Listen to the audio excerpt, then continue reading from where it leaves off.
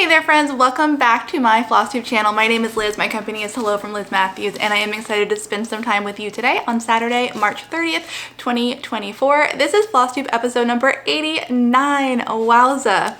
As always, I am going to list everything I mention in this Flosstube episode below in the description box chronologically, so no need to stop your stitching. If I say anything that interests you, I will have everything listed down there.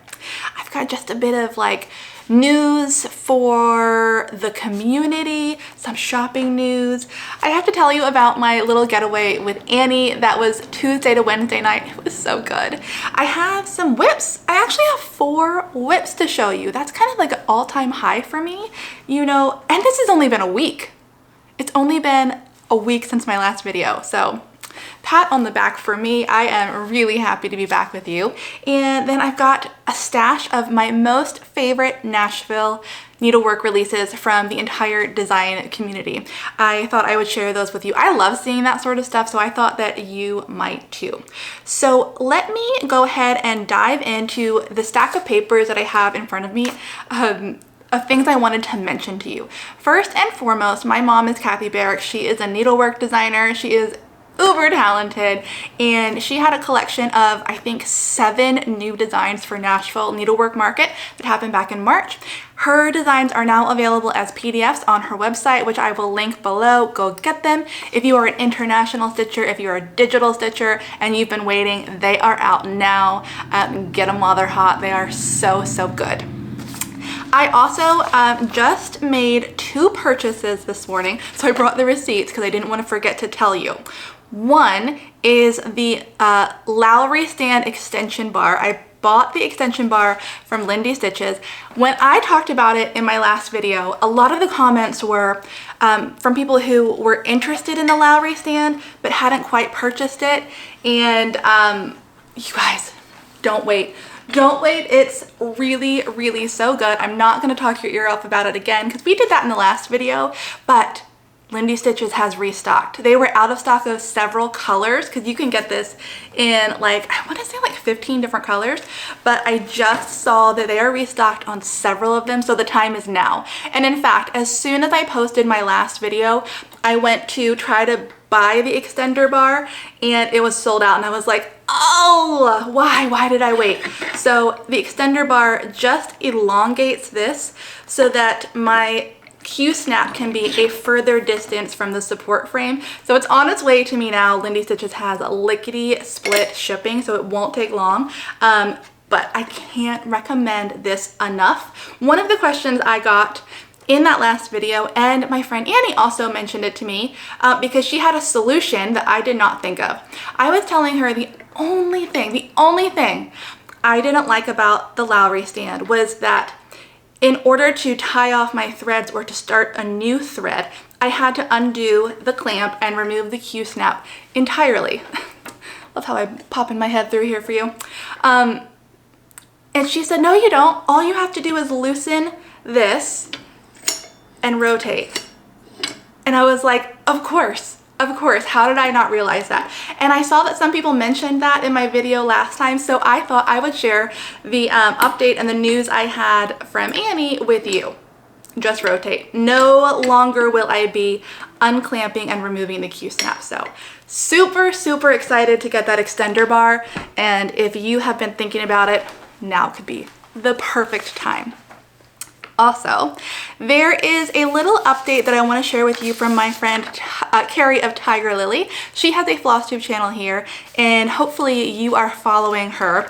She is launching a new make-along. I want to get all the wording right because I just watched her video this morning and I couldn't sign up quick enough. So she is launching a new make-along for a project bag. Now, it's not her traditional project keeper. She wants to work us up slowly to that because that is kind of an intense project, I think. But you guys have heard me talk about project bags for the last couple months, and you know I've been too intimidated to start. So Kari has designed a smaller version of her project keeper. I wish I had one of her project keepers in front of me. I don't, but you know I love them. I've shared them in the past. I've gifted them. They are so fabulous. But she custom designed a mini project bag that slips into one of the folders of her project keeper. Oh, I'm so excited because she is going to walk us through step by step how to do that mini project bag. And not only that, she is providing a kit of all the materials. So I ordered it this morning.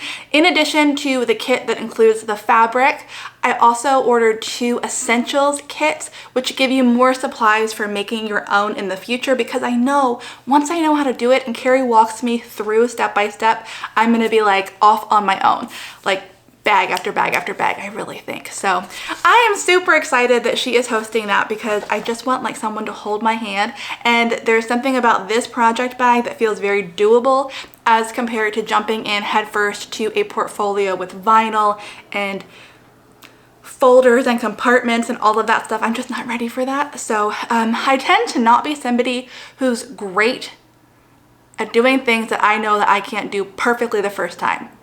I don't like that about myself, but I think this is a great way to get my feet wet, to have some guidance, and to learn a new skill. So I'm gonna link Kari's video below, because she talked all about it in the second portion of her latest Flosstube video, and I don't want you to miss it, because I wrote it down. I think the order sign up closes April 3rd. So it's pretty quick. So if you would like to make project bags too, go check it out for sure. And like I said, everything's linked below, and I can't wait to make project bags. And I think that's all of the information I wanted to share with you about the community and things I didn't want you to miss. So with that, I am going to tell you all about my girls' getaway for my birthday. Annie is my very best girlfriend. She is on Instagram at XO Needle in the Hay XO, and she arranged a surprise overnight getaway for me. She is the best with like birthday surprises. Last year she said, I'm gonna pick you up and I'm gonna take you out. And she took me to 3 surprise locations. This time we decided to stay in and go to a surprise location, and I had the best night. I love her so, so much. And she took me to, you're never gonna guess, I was like, what? When we showed up at the Shoe House in York, Pennsylvania. This is the Hanes Shoe House, and it is literally a shoe-shaped house. I'm gonna have Joe put in a bunch of pictures as I'm chatting with you, because you need to see them because they're so good. So she essentially arranged an overnight at this really awesome Airbnb where we could just stitch the night away. We watched Virgin River, we watched Dirty Dancing, we watched Flosstube videos, and we just stitched past midnight. It was so much fun. We spent the day up in Columbia, Pennsylvania, where there are a few really fabulous antique shops, and we found some treasures. I brought them to show you because some of them are kind of Stitch related. And we had lunch at this old diner. It was so cute. And then she said, okay, we're going to the location, and I had absolutely no idea what it was. And when we came around the corner and I saw the big shoe, I about died. It is so cool, and it's actually a landmark that I've seen so many times because Mom and I would pass it on Route 83 heading into Pennsylvania to Antique, and I've seen it so many times, and I had no idea that you could stay there. It was just absolutely perfect.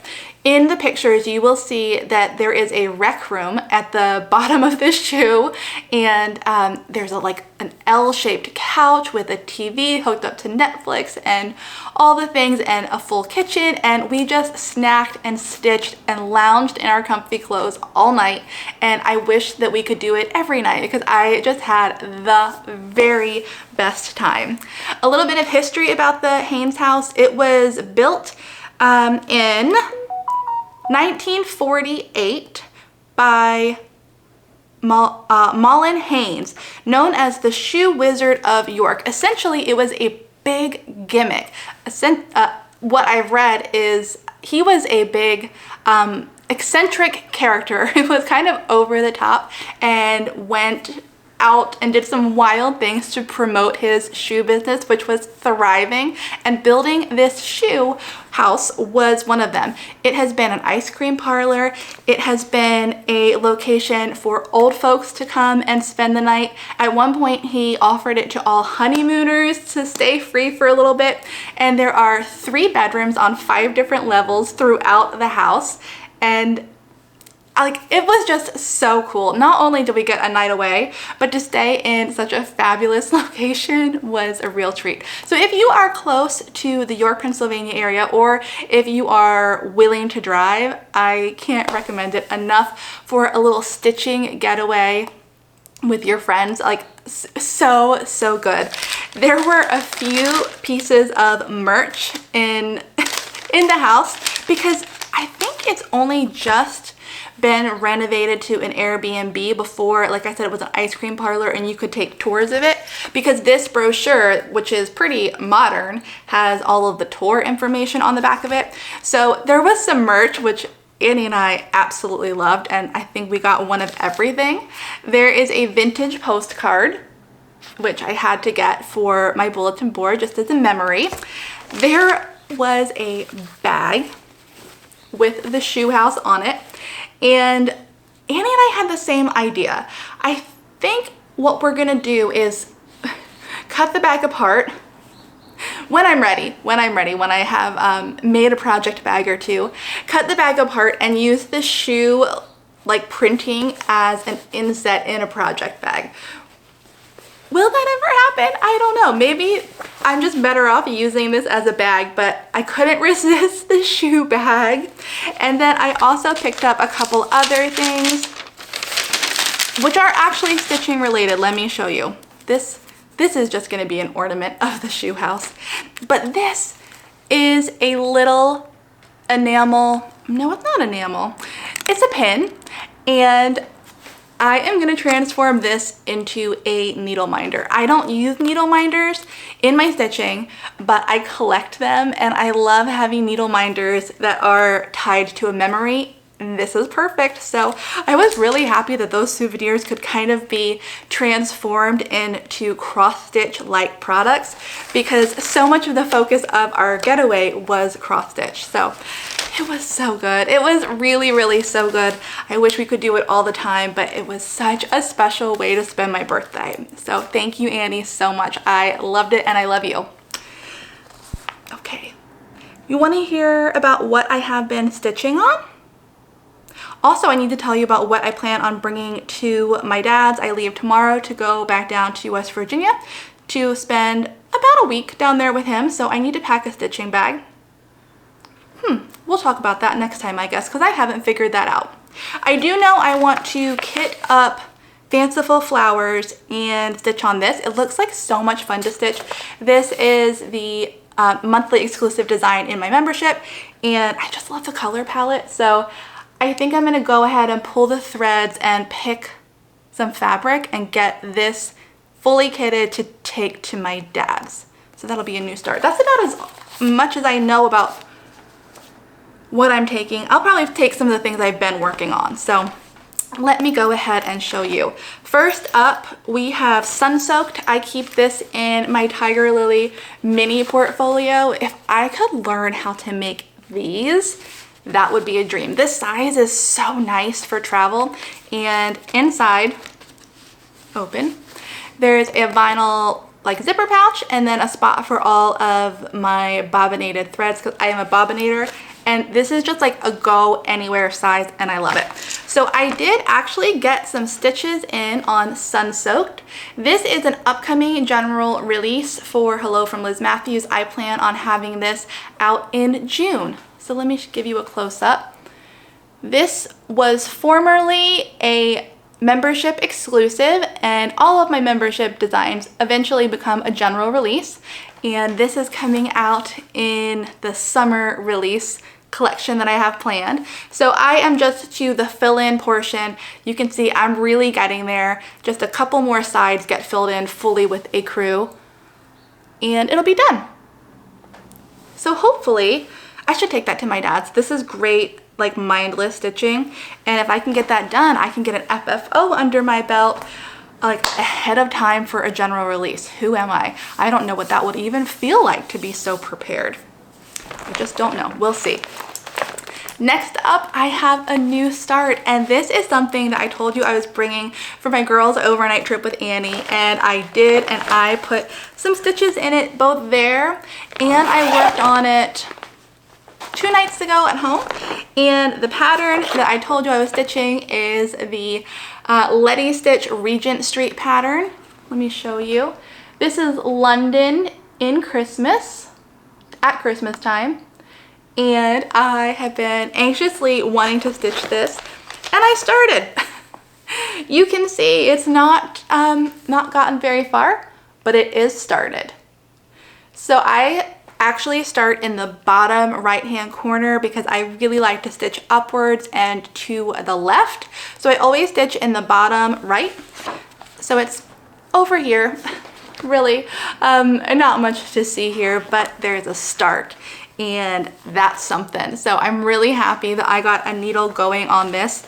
I did end up replacing that included gridded Aida for 36 count white Zweigart linen.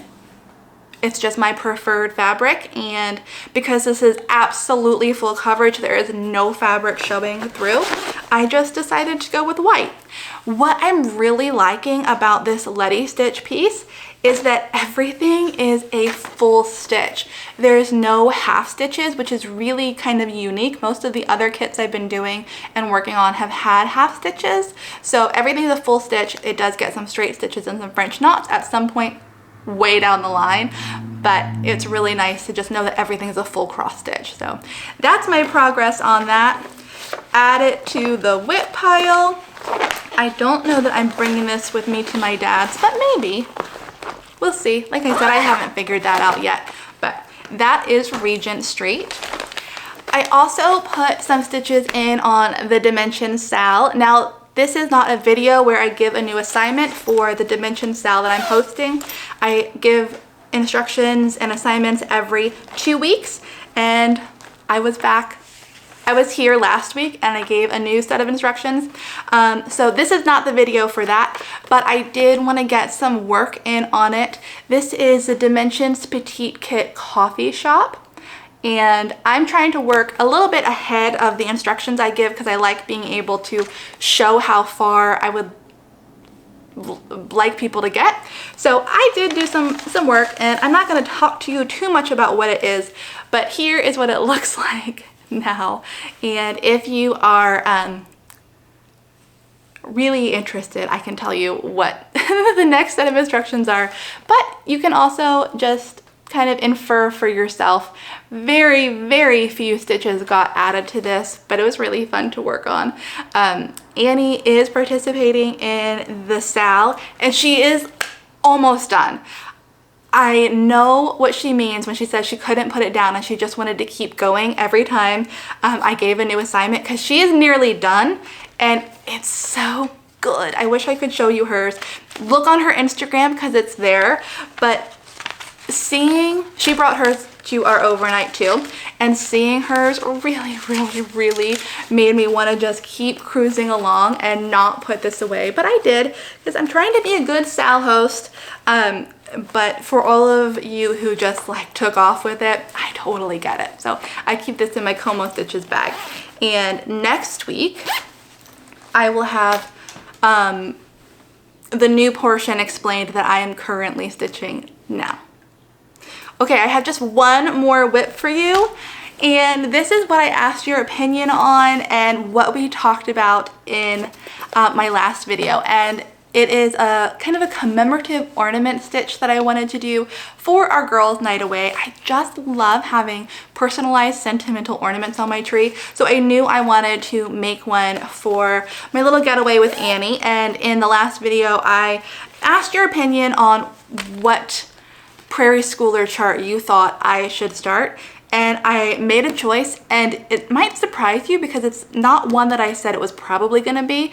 I think I might have said it's probably not gonna be this, but then there was just something about the sentiment that made me fall in love with one of the patterns on the Friends chart. So this is a Prairie Schooler old cardstock chart, book number 84. It has 5 designs on it, and the bottom right one here is 2 women under an umbrella, and it is what I chose to stitch. So take a peek at it. And there are some adaptations that I am doing. I am omitting the text at the top because I wanted this to be ornament size. It's a big ornament.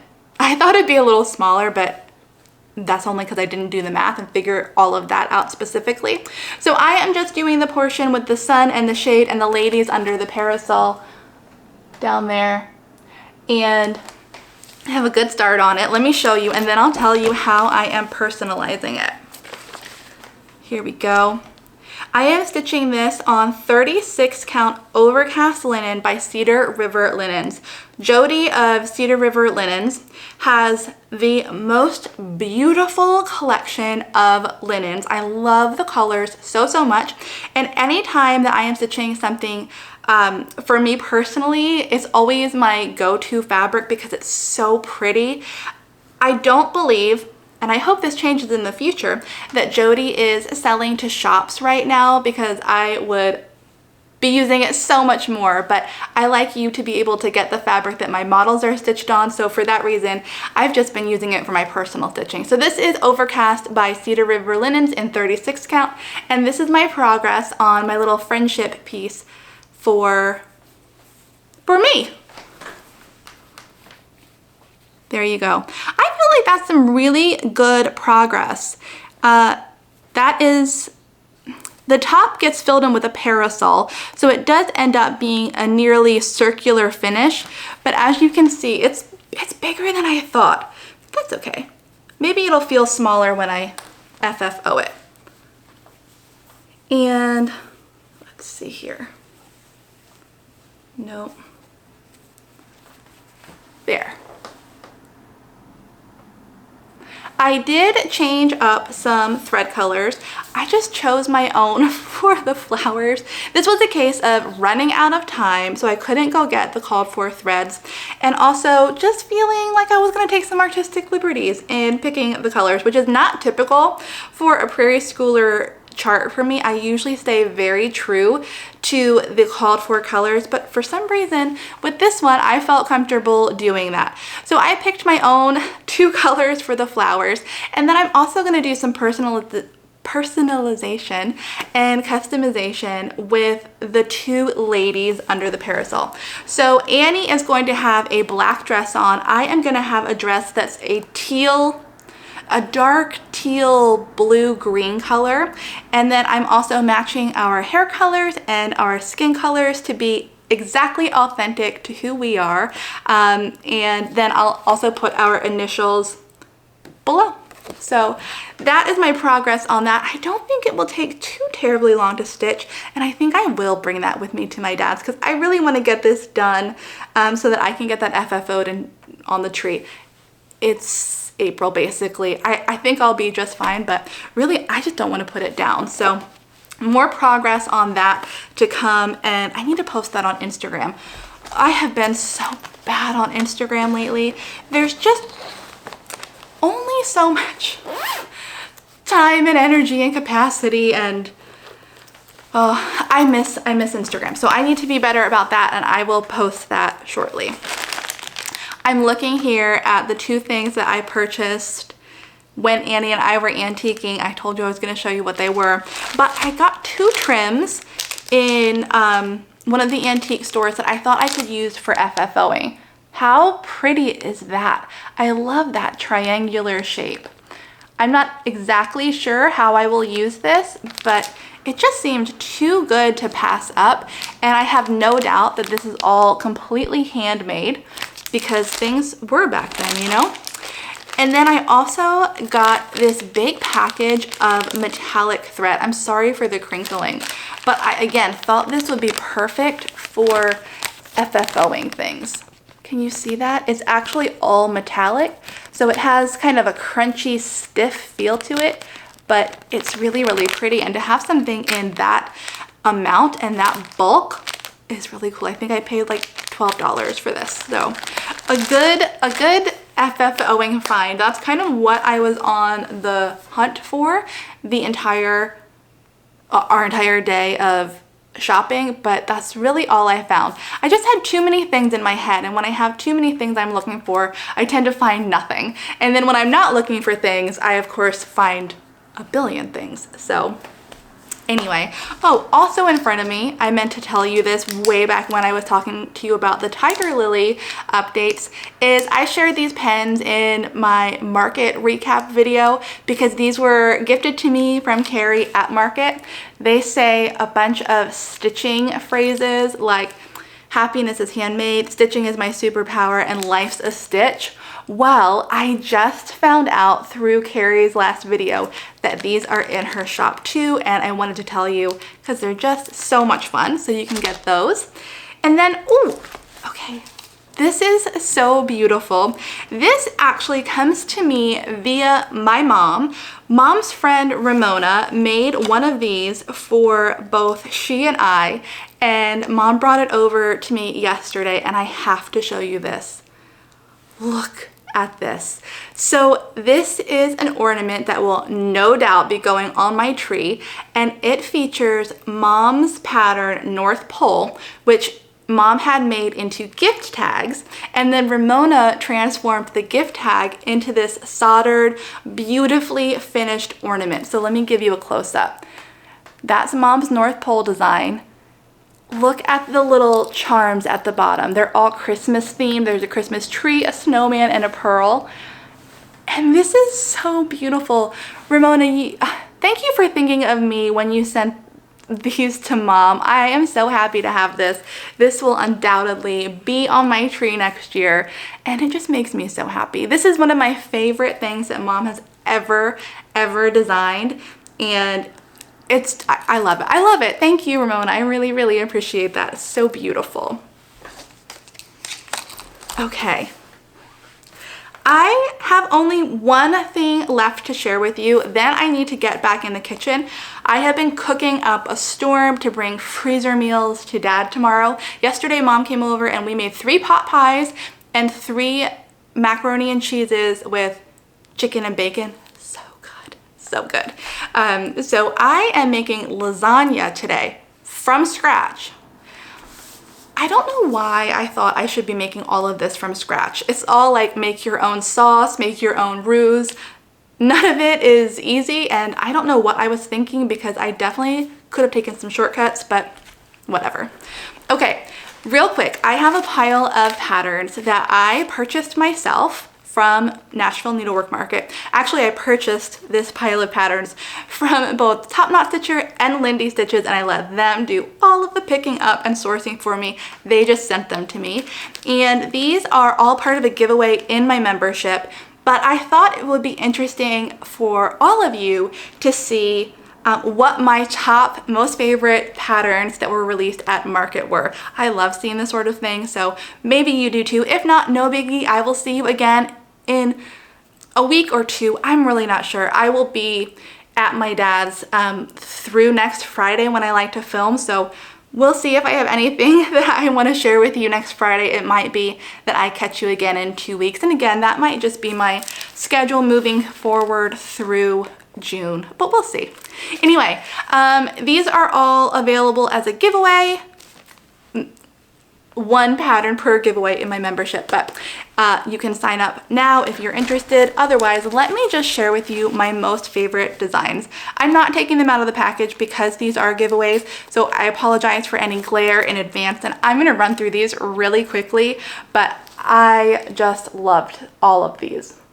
This is Down in the Valley by Annie B's Folk Art. I thought it was so sweet with the color palette and the sentiment, so good. I also picked up Love Grows Here by Tiny Modernist. All of these are available at your local needlework shop, online, and they are all out now. This is Winter Day by Cotton Pixel. Look at that FFO. It's an ornament. You can finish it as you see at the bottom, or there are instructions to finish it as an ornament. How cool is that? Okay, Pennsylvania Christmas 2 by Shakespeare's Peddler. Shakespeare's Peddler had my most favorite collection of new releases at Market. Like every single one of them were stunning. Sweet Melissa Biscornu from Beth Twist of Heartstring Samplery. So pretty. The Artsy Housewives Abalonia's Apple Tree. so bold and vibrant and like statement piecey. The blue flower, bees in the greenhouse. Love it. A greenhouse is a dream of mine, so I was really drawn to that piece. I picked up all 3 of the animal crackers from Stacy Nash. We have Bobbin the Mouse, Maggie May, and Miss Hazel. Flights of Fancy Italian by JBW. Look at this color palette. It's really, really, really good. The Prairie Schooler 2024 Santa. Shocker, I'm sure. One Nickel Needles by Shakespeare's Peddler. Pretty in Pink by Shakespeare's Peddler. Plum Street Samplers Flag Thief. Vibrant Flowers by Kathy Barrick. Caught in the Swirl by Kathy Barrick. And Fox and Rabbits, Anne Harper 1839. Isn't that a beautiful collection? Of course, that's just my opinion. Everybody has their own favorites, but if you were curious what I loved the most, it is that stack. So, okay, I'm gonna let you go, get on with your weekend. I wish you a very happy Easter if you celebrate, a happy weekend no matter what, full of stitching and laughter and love and all the good things. And I will be back with you very soon. Take care, bye.